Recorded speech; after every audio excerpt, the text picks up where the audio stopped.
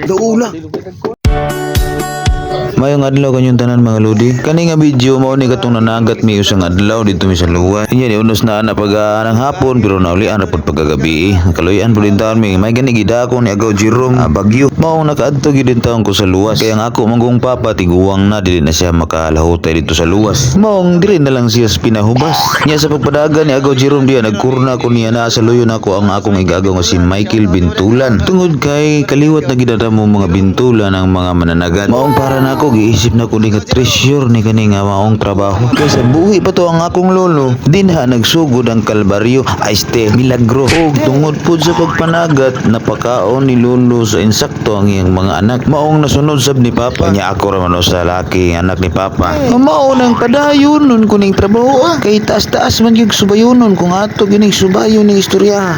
Ito kini akong mga kaliwatan dito sa ibabaw Cordoba, Cebu. Halos kalaghanan gid nila mga mananagat. Maong gini among namataan kahayag sa among mga kaliwat. Maong kailangan sa among henerasyon amo kining padayonon. Pero mao ni akong problema na ko karon kay murag maputol na gini among tradisyon. May lagsumpayo ni sa akong mga igaagaw karon kay na kini akong mga anak puro magitaw ni mga babae.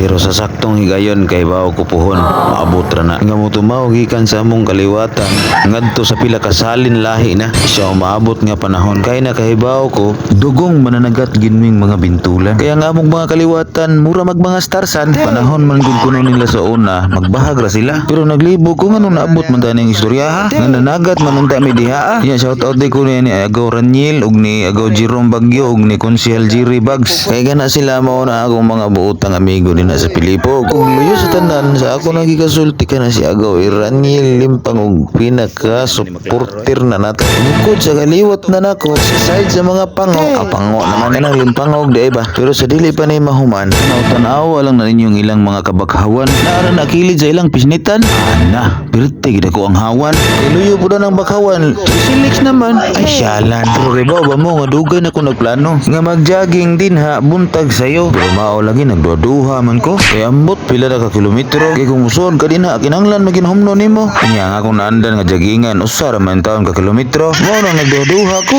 kay base na niya di ko kaabot sa finish line dito hey